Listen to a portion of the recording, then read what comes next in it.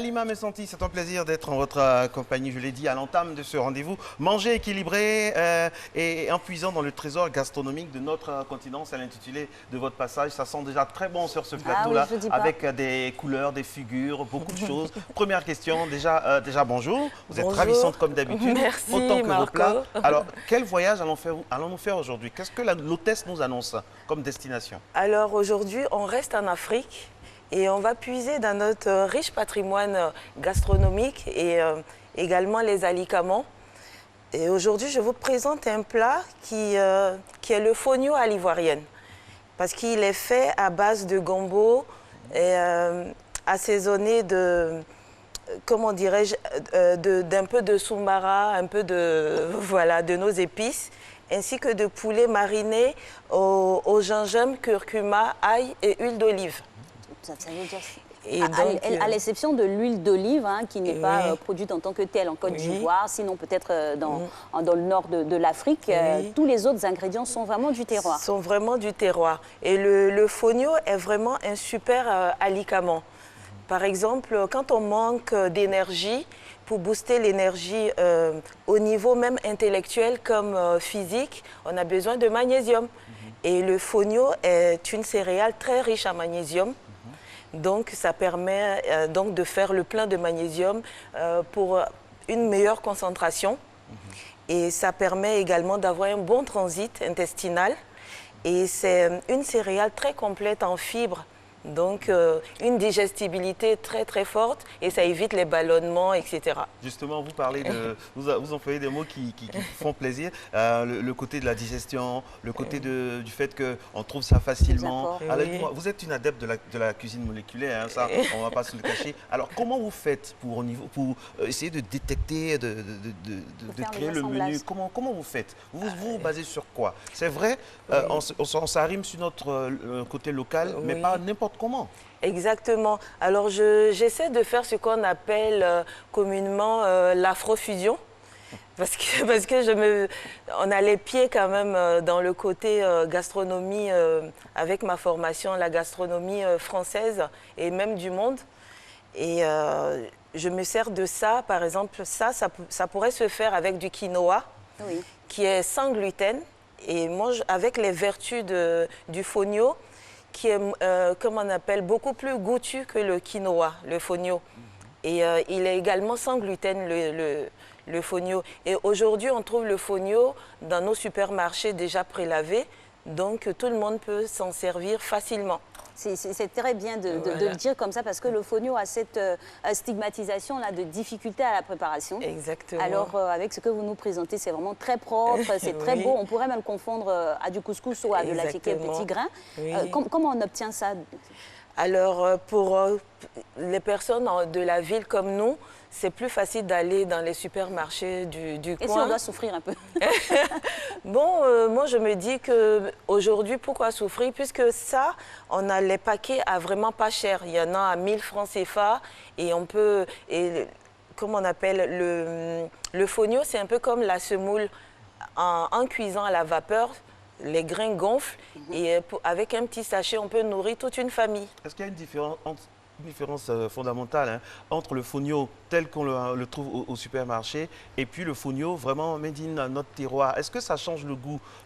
Ça nous ramène au bon vieux débat, que le plat qualifié sur le charbon, le plat qualifié sur le grain, ce n'est pas la même chose. Donc est-ce que c'est un peu dans la même écriture? Est-ce que c'est si indubitable chez vous? Pour moi, c'est pareil. Pourtant, sans me vanter, je pense avoir un palais, grâce à ma formation depuis le temps, un palais assez développé. Et pour moi, c'est pareil. Simplement qu'on l'a déjà prélavé, c'est un peu comme à l'époque, le riz. Si on se rappelle, on prenait du riz dehors, on devait enlever les mauvais grains. Maintenant, le riz est déjà... On ne trie plus voilà, le riz, on ne trie plus. Donc aujourd'hui, il faut aller de l'avant. Il y a moins de déchets. Il y a moins de déchets et ça aide tout le monde avec nos vies trépidantes. Pourquoi s'empêcher de manger du fognon? Aller vers le quinoa, par exemple, ça coûte 2 fois plus cher. Et avec le fognon, on peut faire également plein de recettes. Le fognon à tout moment. Quels sont les moments, par exemple, là, il y a nos frères et sœurs de confession chrétienne qui sont dans le jeûne, en route vers Pâques. Est-ce qu'on peut, par exemple, proposer ce plat-là pour la rupture du jeûne? Exactement, ça s'inscrit dans ce cadre-là. Parce que le fonio, avec comme je disais, sa digestibilité, ça ne va pas peser sur l'estomac. Donc, c'est ce qu'on recommande pour la rupture du jeûne. Et même, on peut faire une sorte de bouillie ou de porridge avec le fonio. Et manger ça pour la rupture du jeûne et plus tard, manger quelque chose de plus copieux. C'est ce qui est recommandé pour toute rupture de jeûne. Ouais, c'est vrai que c'est très aérien, donc ça reste léger. Ça reste léger, accompagné très de protéines, ça devient consistant. Oui, et il y a du fer, du magnésium, du zinc, plein d'antioxydants. C'est bon pour les enfants aussi, très bon pour les enfants. Très bon pour les enfants. À tout âge, on peut en manger, facilement. Ça passe facilement. Et c'est recommandé aussi aux personnes qui sont diabétiques, parce que les fibres font que l'indice glycémique est bas. Donc, c'est vraiment... Et pour les personnes, par exemple, qui veulent... surveiller leur poids, ça permet de servir de coupe-faim. Une fois qu'on le met dans quelque chose, ça gonfle dans l'estomac et voilà, on a l'impression d'être rassasié. C'est ça. Voilà. Halima, on vous connaît aussi très certainement pour votre magie aux sauces et aux assaisonnements. C'est sûr que ce mélange-là a été fait avec des ingrédients très prédominants. Oui. Et là, par exemple, je l'ai fait avec un poulet que j'ai mariné, disons, pendant plus de 6 heures, avec du gingembre, exactement, avec du gingembre, du curcuma qui est connu comme un super antioxydant, un alicament qui est bon pour la digestion, pour booster l'immunité. Et donc, je l'ai mariné avec ça. Et en sachant que le curcuma, pour que ça fixe dans le corps, il faut mettre de la piperine qui est contenue dans le poivre. Donc, il faut savoir qu'il faut toujours utiliser le curcuma avec le poivre noir. Parce que le curcuma seul, il reste moins. C'est juste la couleur. Voilà. Alors qu'avec le poivre noir, tout de suite, ça révèle, on ne sait pas par quel mécanisme, mais ça a été découvert par les scientifiques. Et là, j'ai mis dans ce plat des gombos.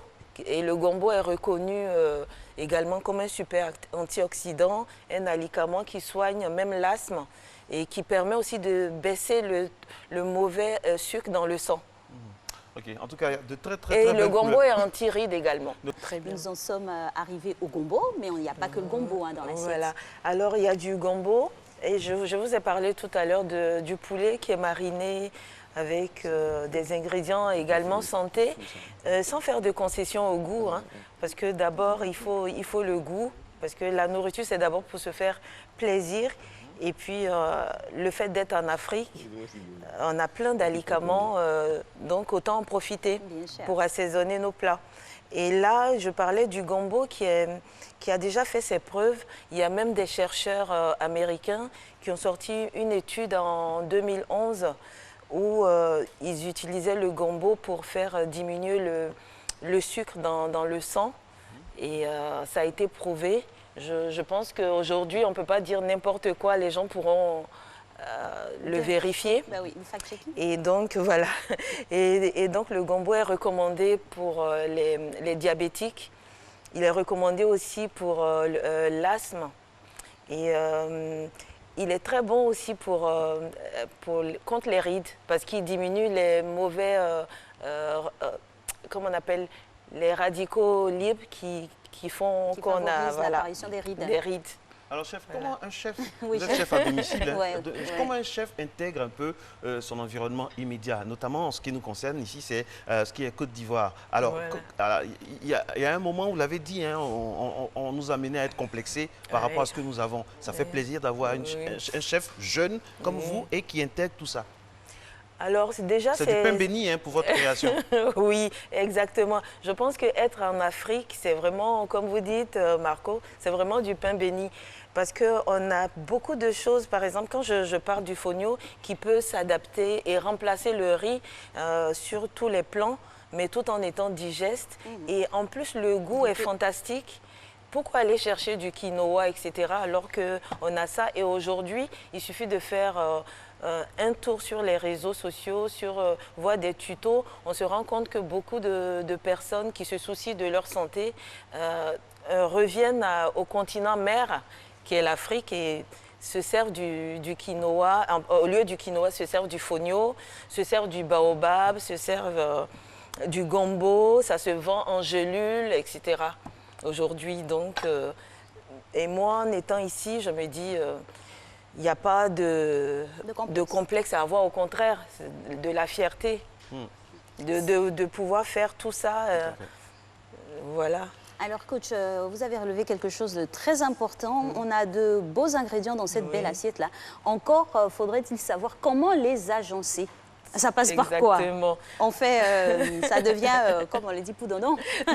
Au petit bonheur à chance, ou bien il y a une baguette, ou bien voilà. Un filtre. Il faut savoir que je peux mettre du radis avec des betteraves, parce qu'il y a d'une sauce et tout ça, les aubergines. Et puis par rapport à l'homme, la réaction de l'homme, est-ce que c'est bien, c'est adéquat de mélanger ça avec ça? C'est la chimie. Tout ça? Oui, la chimie, c'est vrai que, voilà. Oui, bon, il y a la formation qui permet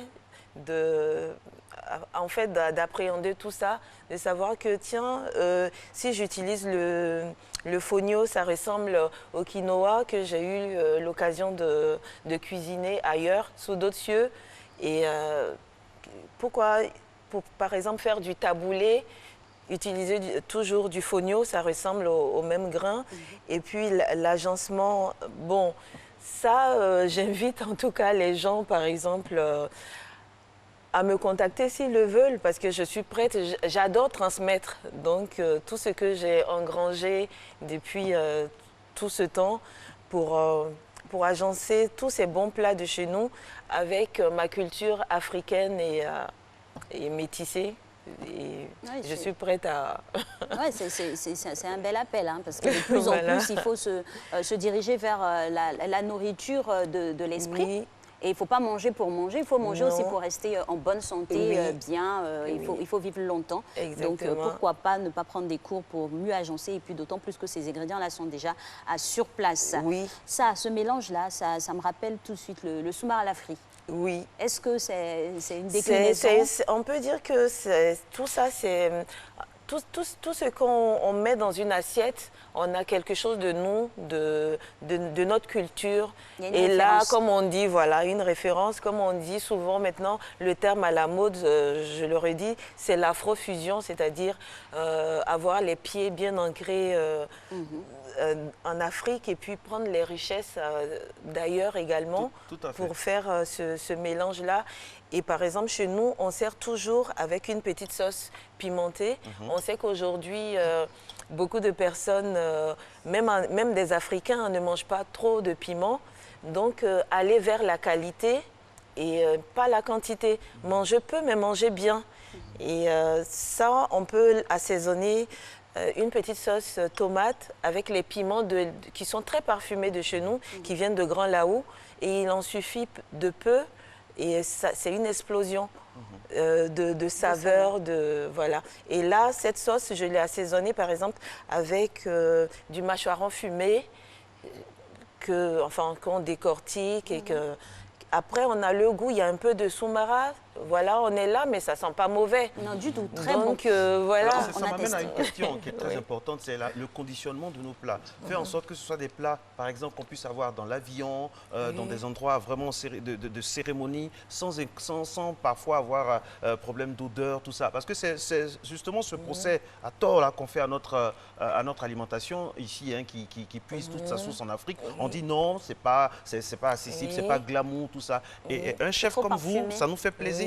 Et moi, ça me rend à la question. Quels sont nos relais? Parce que le fonio, d'abord, il faut savoir d'où ça vient dans notre pays, comment ça a cheminé à Abidjan, et puis aussi à l'extérieur. Est-ce que ça fait partie un peu de la nomenclature de votre combat, chef Halima? Oui, en tout cas, partout où je passe, j'essaie d'être à mon petit niveau, quand même l'ambassadrice de mon continent et de mon pays, en sachant que tout ce qu'on utilise en Europe, aujourd'hui, avec la mondialisation, eux-mêmes se tournent vers nous et puissent dans le patrimoine, dans le continent mère. Et donc, le fonio, ça se retrouve partout aujourd'hui. Moi, j'ai eu l'occasion d'en trouver dans certains supermarchés et de plus en plus en Europe ou en commande sur Internet. Je ne citerai pas disons, pour ne pas faire de publicité.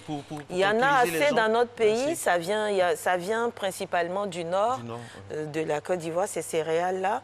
Et maintenant, c'est prélavé, c'est conditionné comme le riz. Voilà. Et ça se trouve dans tous nos supermarchés. J'invite tout le monde à voir dans certains rayons. Et on le trouve facilement. Hein. Et ça se prépare très, très facilement, justement, comme de la semoule de couscous. Exactement, c'est ce que j'allais poser comme question, parce que c'est vrai qu'il est vulgarisé dans le nord de la Côte d'Ivoire, mais à vous entendre parler de toutes les vertus dont il renferme, il faut savoir aussi le cuisiner et puis démocratiser sur tout le territoire, voire à l'international. Comment on le prépare, le fonio? Le fonio, là, quand on le trouve à Abidjan, ici, on le trouve déjà prélavé et souvent pré-cuit. Exactement comme la semoule de couscous qu'on prend. Donc, il faut juste il faut juste prendre. Et moi, ce que je fais, je passe un peu d'huile d'olive. Et ensuite, un peu d'eau chaude. Je laisse gonfler un tout petit peu. Je passe à la vapeur, un peu comme le couscous. Quand je passe à la vapeur, je le ressors et je mets un petit peu de gombo râpé pour rajouter encore de super antioxydants et le goût. Après, en le mangeant, on ne le sent pas trop, le gombo. C'est très soft.